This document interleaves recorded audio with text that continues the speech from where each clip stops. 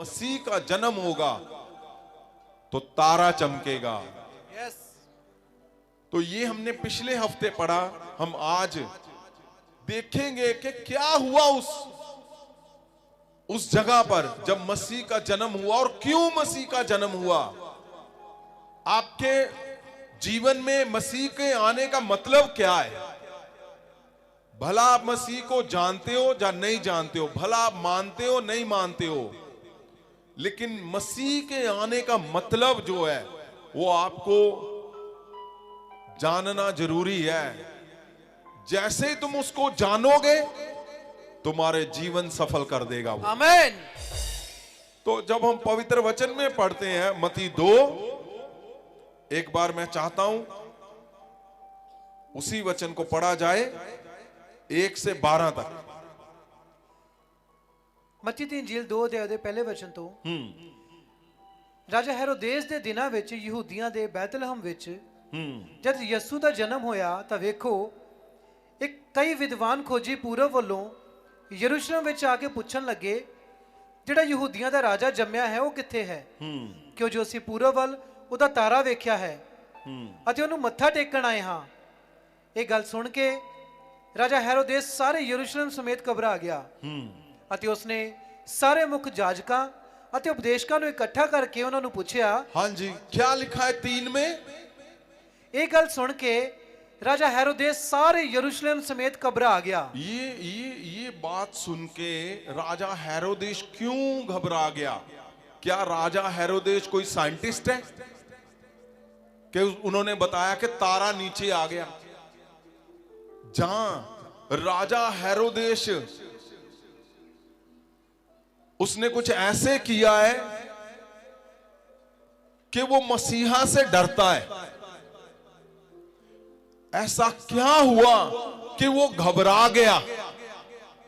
क्यों घबरा गया? क्या वो शैतान की पूजा करता है?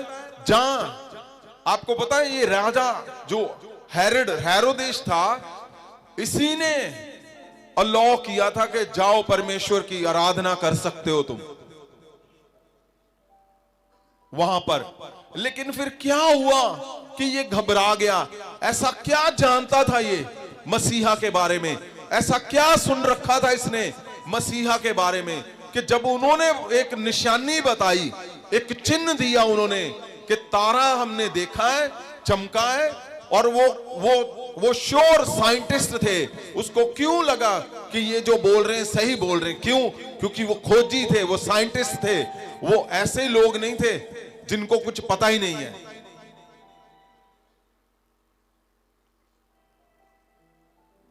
वो घबरा गया लिखा है, और जब घबरा गया उसने क्या किया? 4 में पढ़े, अते उसने सारे मुख्य जाजका, उसने मुख्य याजकों को बुलाया।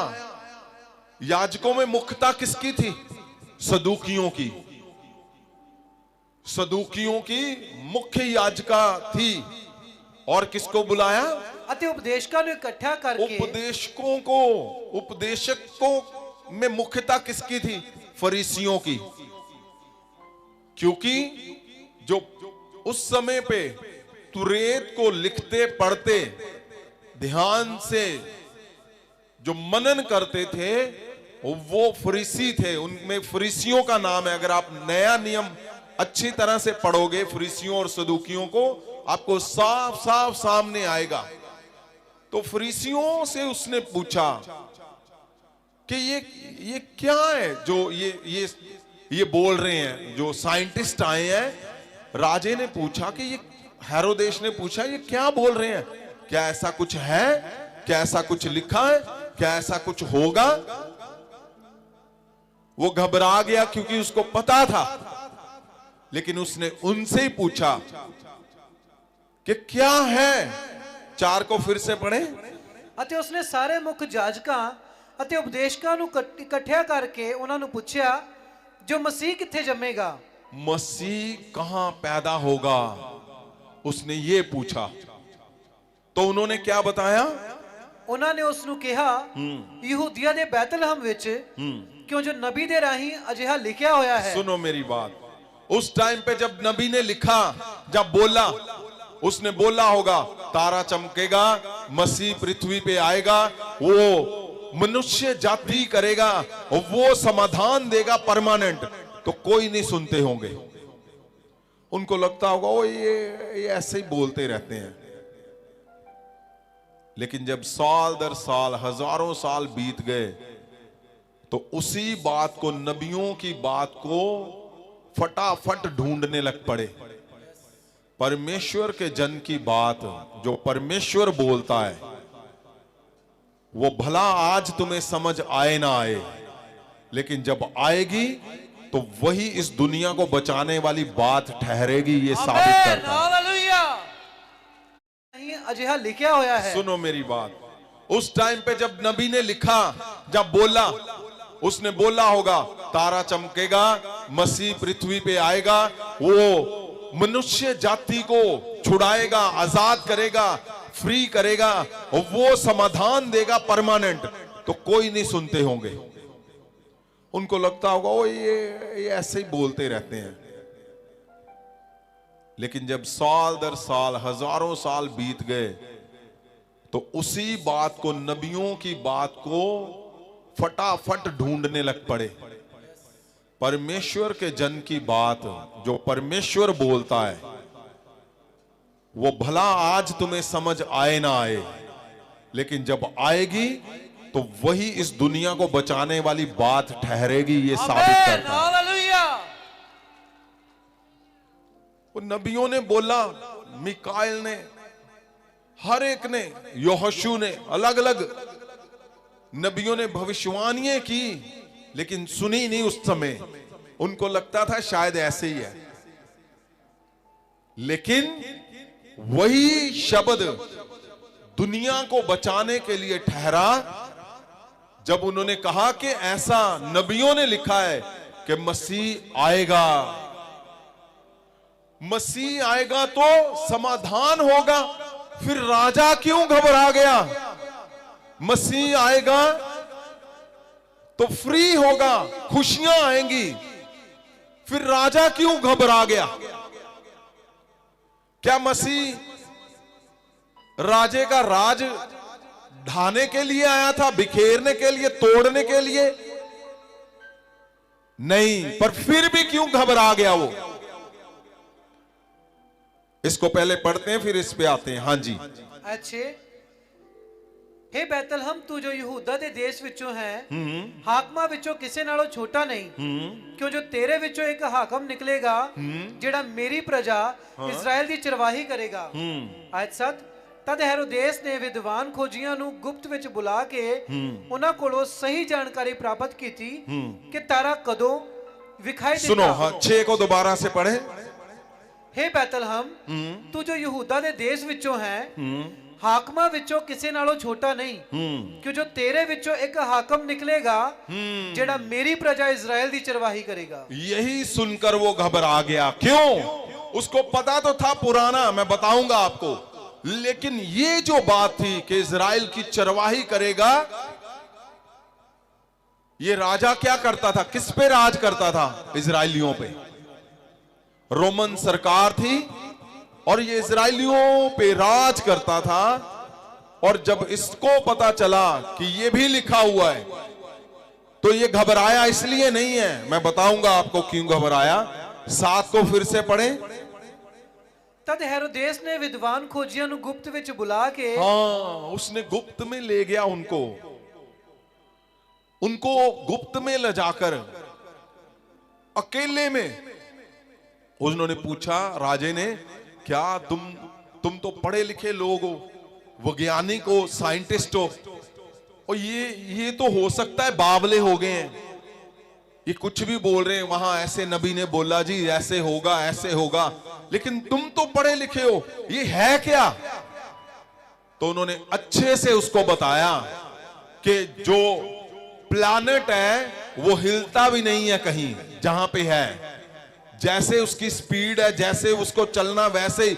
लेकिन ये अजीब हुआ कि वो तारा नीचे आ रहा था, नीचे आकर ठहर गया, और ये अचंबा होने वाली बात है कि वो जमीन पर नहीं गिरा, और ये ठहर क्यों गया? क्योंकि पवित्र वचन में नबियों ने बोला था कि तारा चमकेगा जब मसीह आएगा। तो उसने जो अकेले में बोला तो राजा हेरोदेस को स्टैंप हो गया, पक्का हो गया कि ये मसीह आने की खबर है और मसीह आएगा, आ चुका है। इसीलिए उसको अब इसको ढूंढना है। वो क्यों डरा मैं बताऊंगा आपको, वो क्यों डरा। हाँ जी, आगे क्या लिखा है? तद हेरोदेस ने विद्वान खोजियां ਨੂੰ ਗੁਪਤ ਵਿੱਚ ਬੁਲਾ ਕੇ ਉਹਨਾਂ ਕੋਲੋਂ ਸਹੀ ਜਾਣਕਾਰੀ ਪ੍ਰਾਪਤ ਕੀਤੀ ਕਿ ਤਾਰਾ ਕਦੋਂ ਵਿਖਾਈ ਦਿੱਤਾ ਅਤੇ ਉਸਨੇ ਉਹਨਾਂ ਨੂੰ ਬੈਤਲਹਮ ਵੱਲ ਇਹ ਆਖ ਕੇ ਭੇਜਿਆ ਕਿ ਜਾਓ ਅਤੇ ਧਿਆਨ ਨਾਲ ਉਸ ਬਾਲਕ ਦੀ ਖੋਜ ਕਰੋ, ਜਦੋਂ ਮਿਲ ਜਾਵੇ ਤਦ ਵਾਪਸ ਆ ਕੇ ਮੈਨੂੰ ਖਬਰ ਦਿਓ ਤਾਂ ਜੋ ਮੈਂ ਵੀ ਜਾ ਕੇ ਉਹਨੂੰ ਮੱਥਾ ਟੇਕਾਂ। ਆਇਤ 9 ਉਹ ਰਾਜੇ ਦੀ ਗੱਲ ਸੁਣ ਕੇ ਤੁਰ ਪਏ ਅਤੇ ਵੇਖੋ ਉਹ ਤਾਰਾ ਜਿਹੜਾ ਉਹਨਾਂ ਨੇ ਪੂਰਬ ਵੱਲ ਦੇਖਿਆ ਸੀ ਉਹਨਾਂ ਦੇ ਅੱਗੇ ਅੱਗੇ ਚੱਲਿਆ ਅਤੇ ਉਸ ਥਾਂ ਜਾ ਟਿਕਿਆ ਜਿੱਥੇ ਉਹ ਬਾਲਕ ਸੀ।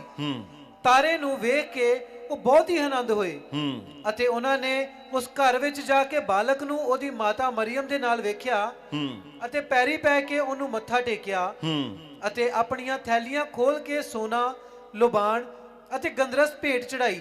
ਆਇਤ 12 ਅਤੇ ਸੁਪਨੇ ਵਿੱਚ ਖਬਰ ਪਾ ਕੇ ਜੋ ਉਹ ਹੈਰੋਦੇਸ ਦੇ ਕੋਲ ਫਿਰ ਨਾ ਜਾਣ, ਉਹ ਹੋਰ ਰਸਤੇ ਆਪਣੇ ਦੇਸ਼ ਨੂੰ ਮੁੜ ਗਏ। 16 आज 16 जब हेरोदेस ने देखा कि विद्वान खोजियां ने मेरे ध्यान नाल से चलाकी सुनना इसको, कीती, ध्यान से। हाँ जी, कि विद्वान खोजियां ने मेरे नाल चलाकी कीती, तद उसने उसनु बहुत गुस्सा आया ਅਤੇ ਸਿਪਾਹੀਆਂ ਨੂੰ ਭੇਜ ਕੇ ਬੈਤਲਹਮ ਅਤੇ ਉਹਦੇ ਆਲੇ ਦੁਆਲੇ ਦੇ ਸਭਨਾ ਬਾਲਕਾਂ ਨੂੰ ਮਰਵਾ ਦਿੱਤਾ ਜਿਹੜੇ 2 ਸਾਲਾਂ ਦੇ ਅਤੇ ਜੋ ਇਸ ਤੋਂ ਛੋਟੇ ਸਨ। आप सोचकर देखो, ऐसा क्या उसको पता था हेरोदेस को, राजे को, मसीह के आने का मीनिंग, मतलब भेद, राज कौन सा पता था कि वो घबरा गया। उसने सारे इकट्ठे कर लिए, जबकि बहुत कम वो उनको बुलाता था क्योंकि वो राजा था रोमन का और ये फरीसी और सदूकी यहूदी थे, यहूदियों पे राज करता था वो और कम तालमेल रखता था, वो उनको नीचे दिखाता था। फिर ऐसा क्या हुआ कि वो घबरा गया? घबराहट में क्या किया उसने खोजियों से भी पता कर लिया, उसने फरीसियों से भी खंगाल लिया, उसने सदूकियों को भी पूछ लिया और जब उसको सारा पता चला, उसको समझ नहीं आई तो 2-2 साल के बच्चों को उसने क्या किया? उसने मरवा दिया, उससे भी कम बच्चों को। क्यों? वो कुछ उसको ऐसा पता था। वो क्या पता था? पता ये था कि जो ये हेरोदेस राजा है, ये रोमन का राजा है, लेकिन ये रोमन नहीं था, ये रोमन नहीं था। इसने रोमन ताई, इसने सिटीजनशिप ली हुई थी रोमन की। जैसे उस समय पे जो लोग अरोमी थे, प्लश्तिस थे, अलग अलग लोग कनानी थे, तो उन्होंने क्या किया? यहूदी थे, वो रोमन की सिटीजनशिप ले लेते थे। तो इसका जो फादर का फादर, ग्रैंडफादर, वो ये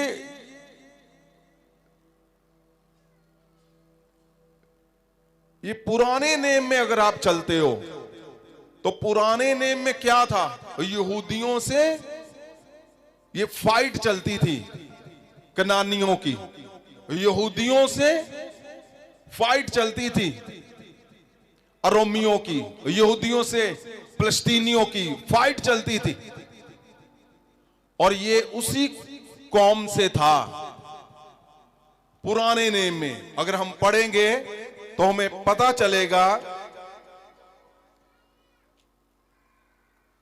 हाँ जी, कूच की किताब, कूच की किताब ਉਹਦਾ 17 ਅਧਿਆਇ ਉਹਦਾ 15 और 16 वचन। हाँ, मूसा ने जगवेदी बनाई ਅਤੇ ਉਸ ਦਾ ਨਾਮ ਯਹੋਵਾ ਨਿਸੀ ਰੱਖਿਆ। ਅੱਜ 16 ਅਤੇ ਉਸ ਆਖਿਆ ਕਿ ਯਹੋਵਾ ਦੇ ਸਿੰਘਾਸਨ ਉੱਤੇ ਸਹੁੰ ਇਹ ਹੈ ਕਿ ਅਮਾਲੇਕ ਦੇ ਨਾਲ यहोवा दा युद्ध पीढ़ियों पीढ़ी तक होता रहेगा, चलता रहेगा अमालेकियों के साथ, अरोमियों के साथ। अगर आप पूरा कूच, गिनती, व्यवस्था, विवरण, यहोशू, आप इन हिस्सों को देखोगे तो आपको सही तरीके से समझ आएगा, आपको पता चलेगा। हां जी, आगे दूसरी आयत, आयत 16 आगे वाली। हां जी। ਅਤੇ ਉਸ ਆਖਿਆ ਕਿ ਯਹੋਵਾ ਦੇ ਸਿੰਘਾਸਨ ਉੱਤੇ ਸਹੁੰ ਇਹ ਹੈ ਕਿ ਅਮਾਲੇਕ ਦੇ ਨਾਲ ਯਹੋਵਾ ਦਾ युद्ध पीढ़ियों पीढ़ियों तक बना रहेगा। वो क्या बोल रहे हैं कि आगे का जो वॉर है, लड़ाई है, वो चलती रहेगी। किसकी? यहूदियों की, अमालेकियों की, फिलिस्तीनियों की और यहूदियों की। ये लड़ाई लगातार चलती थी। और कौन जीतते थे? हमेशा यहूदी जीतते थे। क्यों? उनके संग यहोवा चलता था और वो हर लड़ाई पे लड़ाई वो जीतते चले जाते थे, वो जीतते चले जाते थे। वो जब लगातार जीतते थे तो जो फिलिस्तीनी थे उनको पता था इनको कोई हरा नहीं सकता। क्यों? यहोवा परमेश्वर उस समय पे, प्रभु यीशु नहीं थे दुनिया में आए, लेकिन यहोवा उनके संग लड़ता था, उनके संग चलता था। और उनको ये पक्का कंफर्म था, सब उन जातियों को जो उनसे लड़ते थे वो हारते थे और यहूदी हमेशा जीतते थे। और उसी समय पर अगर आप ध्यान से पढ़ोगे, हां जी, यशायाह नबी दी पुस्तक, हां जी, हां जी, जल्दी से। 11 अध्याय ਉਹਦਾ 8 वचन, दुध चुंगदा बच्चा सप दी नहीं नहीं नहीं नहीं, सुनो। जब आप उस हिस्से में आप ध्यान से देखोगे तो क्या था? लड़ाई लगातार चल रही थी और जीत कौन रहा था? यहूदी। यही यहूदी आगे आकर ये रोमन्स ने कब्जा कर लिया था। रोमन्स ने कब्जा कैसे कर लिया था? इसके ऊपर कौन था? रोमन्स। क्या हेरोदेश मेन था? नहीं, हेरोदेश के ऊपर जिसने पूरी दुनिया को जीत लिया था वो केसर था, केसर राजा। केसर राजे के नीचे हर देश के अंदर एक राजा होता था, हर देश के अंदर, हर देश के अंदर। ऐसे ही उस समय पे इजराइल पे यहूदियों के ऊपर हेरोदेश ने रोमन सिटीजनशिप ले ली थी। वो फिलिस्तीनी था और रोमन सिटीजनशिप जब ले ली उसने तो वो राजा बन गया रोमन का। और किसके ऊपर था? यहूदियों के ऊपर। लेकिन अगर हम पीछे क्या हिस्ट्री को देखते हैं, परमेश्वर यीशु के आने से पहले जब देखते हैं तो क्या था? वो हमेशा जीतते थे यहूदी। और वहां पे एक चर्चा चलती थी, एक चर्चा चली हुई थी कि यहूदियों से कोई जीत नहीं सकता। क्यों? क्योंकि यहोवा इनके संग लड़ता है, यहोवा इनके संग चलता है। तो हुआ क्या? उस समय पे भविष्यवाणियां हुई। उस समय पे जब ये लड़ाइयां चलती थी, हर एक कौम के साथ यहूदी लड़ते आए। अगर आप न्यायों की पोथी पढ़ोगे, अगर आप यहोशू पढ़ोगे, आप कूच, निर्गमन, जैसे जैसे आप पढ़ोगे आपको समझ आएगा। उस समय पे जब जीतते थे तो एक चर्चा थी, यशायाह तक आ गया तो उनको, फिलिस्तीनियों को ये पता था कि यशायाह के टाइम पे ये भविष्यवाणियां हुई कि जब मसीहा आएगा तो मनुष्य को पहली बात वो यहूदियों से निकलेगा। दूसरी बात, अब हेरोदेश को एक तरफ पूरा राज, जहां केसर है, सारी दुनिया में उसका राज है। सारी दुनिया में उसकी सेनाएं, और एक छोटा सा इजराइल, उसके ऊपर भी उसका राजा है। और ये पूरा बड़ा एक यूनिट, बहुत बड़ा, जो पूरी दुनिया में राज करता है। लेकिन फिर भी क्यों हेरोदेश घबरा गया? क्योंकि उस समय पे इसको पता था ये फिलिस्तीनी था, और जब लड़ाई चलती थी ये हारते थे। लेकिन उसके ऊपर भी इसके घरों में बात चलती थी। यशायाह ने ऐसे भविष्यवाणी कर दी है कि जब मसीहा आ गया तो सारे तख्त पलट के रख देगा। जब मसीहा आ गया तो राज केसर का, उसको कॉन्फिडेंस था, ओवर कॉन्फिडेंस लोगों को, कि हम केसर के राज के नीचे हैं, रोमन्स को, कि हम केसर के साथ चलते हैं, हमें कोई हिला नहीं पाएगा, हमें कोई तोड़ नहीं पाएगा, क्योंकि बहुत बड़ी मजबूती थी उनकी।